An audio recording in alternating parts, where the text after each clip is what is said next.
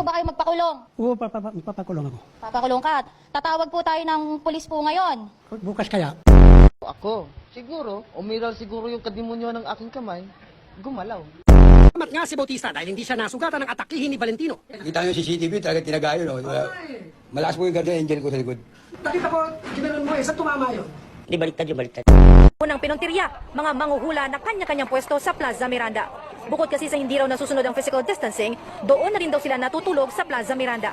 Pinaalis sa Team Hawker sa mga manghuhula, pati ang kanilang mga gamit at basura, pinaligpit. Hirit nila sa mga manghuhula. Kapag tinuhulaan nyo na mahuli kayo.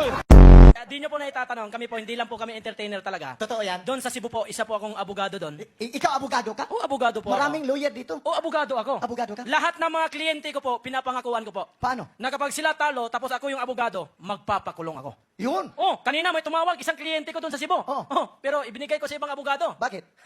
Kalalabas ko lang sa kulungan.